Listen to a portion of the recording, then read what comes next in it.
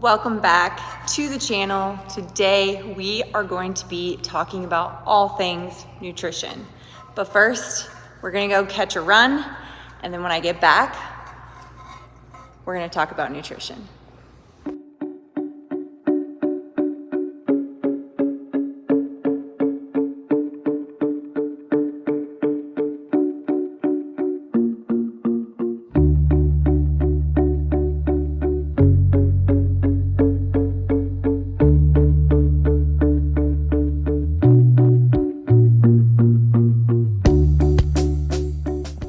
All right, we are done with our 30-minute run for the day. So today I was, finishing up my session, and I was like, I really want to hop on YouTube today and kind of just feeling inspired to chat more about nutrition with you guys and what that looks like for me.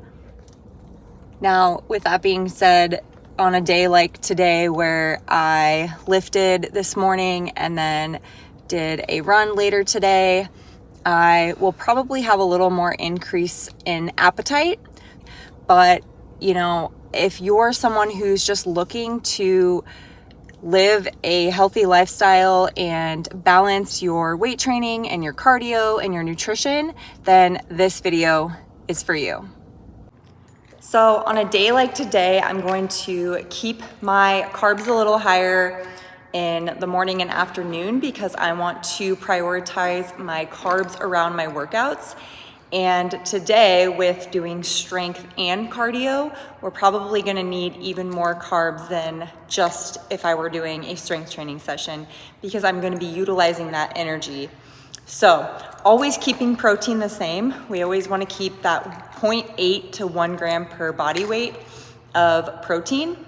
So for me this morning, I woke up and I had 2 pieces of gluten-free toast and some egg whites. I usually have around 160 grams of egg whites, and then I usually have some sort of nut butter or pure Irish butter that goes on top of my toast, and then on the side I'll do some berries. That meal specifically just digests really well for me, and I know that I'm going to utilize that meal for my workout later on in the day. So I had that, and then before I jumped into my strength training session, I had an apple and a protein bar. I really like the Aloha protein bars.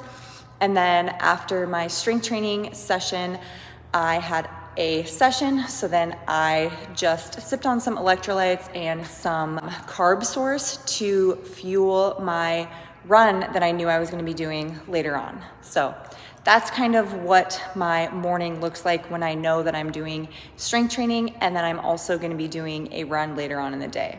Let's hop into just some basic education over nutrition. We want to make sure that when we go on a grocery trip, we stick to whole foods, fruits, vegetables, things that are going to be easy to digest and keep our bodies feeling full and satisfied longer.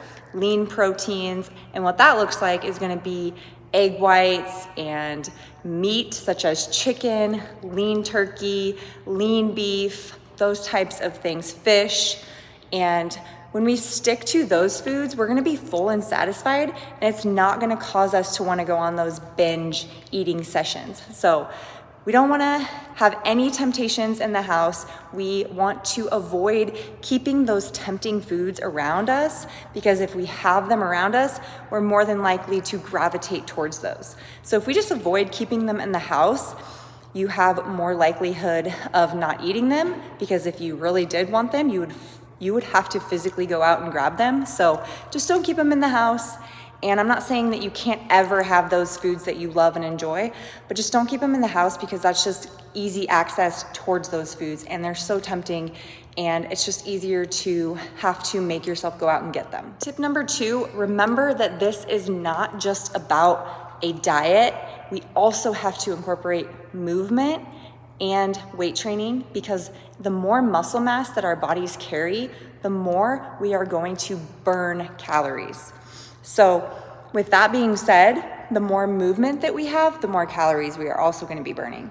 So if you're just eating healthy and sitting around the house and not having any movement and not building any muscle, then your body's just gonna become skinny and not strong. Most people come to me and they say, I want to be more tone. Well, that word tone typically means I want more muscle. And so what that looks like is incorporating both movement and cardio, whatever form of cardio that you enjoy. You may not be a runner, you may like to bike, you may just like to walk, and that is totally fine. Just incorporating some type of movement, whether it's even just taking your dog on a walk or going out to the park with your kids and walking with them to the park. Movement is going to be crucial as far as losing weight or maintaining your weight. Another tip, my third tip, is going to be that you need to stop snacking. I know for a lot of people, they think, oh, if I eat a little here and a little here and a little there, then I don't eat as much throughout the day.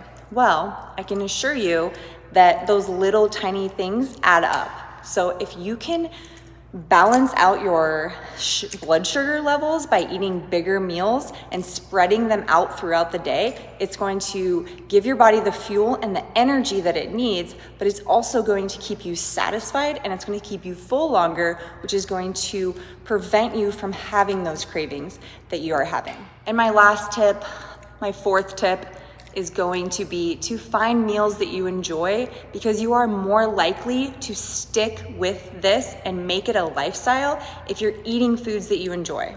So just because I like to eat toast and egg whites and berries and nut butter or peanut butter in the morning doesn't mean that that's what you have to eat.